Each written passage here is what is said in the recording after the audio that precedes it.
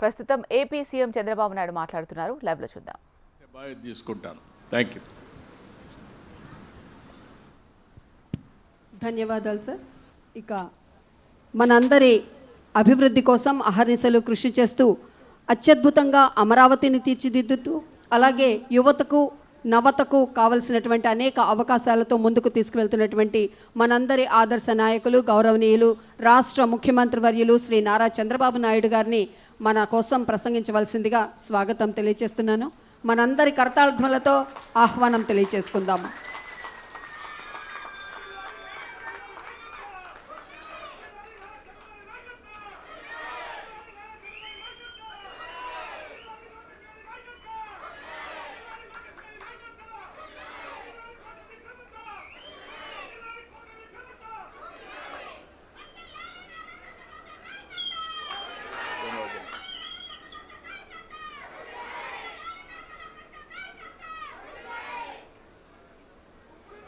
సభకు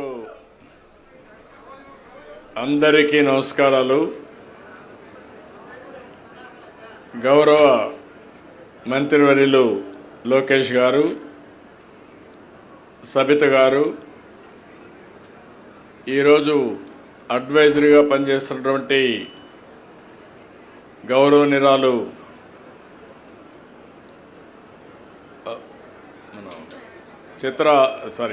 సుచిత్ర ఎల్లా గారు, అదే సమయంలో సిసోడియా గారు స్పెషల్ చీఫ్ సెక్రటరీ, ఈ కార్యక్రమానికి వచ్చిన సోదరి సోదరులందరికీ, ప్రత్యేకంగా చేనేత కార్మికులందరికీ 11వ జాతీయ చేనేత దినోత్సవం సందర్భంగా అందరికీ అభినందనలు, శుభాకాంక్షలు. భారతీయ శక్తికి, సంస్కృతికి, సాంప్రదాయానికి శతాబ్దాల క్రితమే ప్రపంచవ్యాప్తంగా ఖ్యాతి తెచ్చింది మన చేనేత. అటు నైపుణ్యం, ఇటు సృజనాత్మక శక్తి కలబోత మన చేనేత. అందులో మన తెలుగు నేల చేనేత వైభవానికి పుట్టెనిల్లు. మంగళగిరి, ధర్మవరం, వెంకటగిరి, ఉప్పాడ, పెడన, చీరాల, పొందూరు, మదనపల్లి, నందవరం, కొడమూర్, ఎమ్మిగనూరు, ఇలా ఒక్కొక్క ప్రాంతానికి ఒక్కొక్క ప్రత్యేకత ఉంది. అదే దీంట్లో ఒక మాటలో చెప్పాలంటే ఆంధ్ర రాష్ట్రానికి వచ్చినటువంటి ఒక సంపద అని చెప్పి కూడా నేను మీకు తెలియజేస్తున్నా.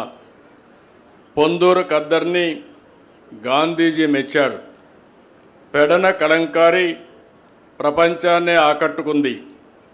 6 గజాల చీర అగ్గిపెట్టి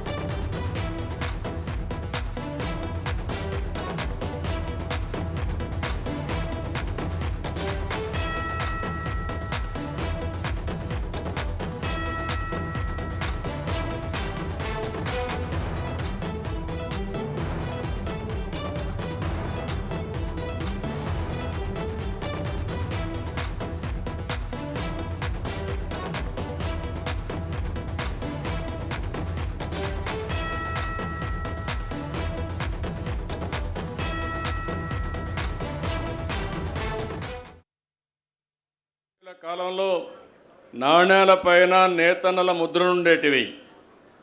బ్రిటిష్ వాళ్ళు మన దేశానికి వచ్చిన దానికి కారణం వ్యాపారం. ఆ వ్యాపారం ఏంటంటే చేనేత కార్మికులు నేస్తున్నటువంటి బట్టలు ఇక్కడ కొని వేరే దేశాలకు పంపించి వ్యాపారం చేసేవాళ్ళు. అక్కడి నుంచి వాళ్ళ ఆలోచన విధానంలో మార్పు వచ్చిన తర్వాత మెషిన్లు పెట్టి చేనేత కార్మికులకు ద్రోహం చేసే విధంగా ఇక్కడి నుంచి ముడి సరుకు తీసుకుపోయి అక్కడ బట్టలన్నీ తయారు చేసి మళ్ళా మనకు పంపించారు. దీనివల్ల చేనేత కార్మికులు పూర్తిగా దెబ్బతిన్నారు. అందుకే మీరు ఒక్కసారి చూస్తే స్వాతంత్ర సమరంలో ప్రతి ఒక్కరూ ఒక ప్రేరణ ఇచ్చారు. ఖద్దరు బట్టలే ధరించాలి, మనం నేర్చినటువంటి ఇదే మనం చేయాలని నూలు వడకడం దగ్గర నుంచి దేశభక్తి చాటి చూపించారు. 1905లో స్వదేశీ ఉద్యమంలో భాగంగా ఆగస్టు 7న విదేశ బట్టల్ని బహిష్కరణ చేశారు.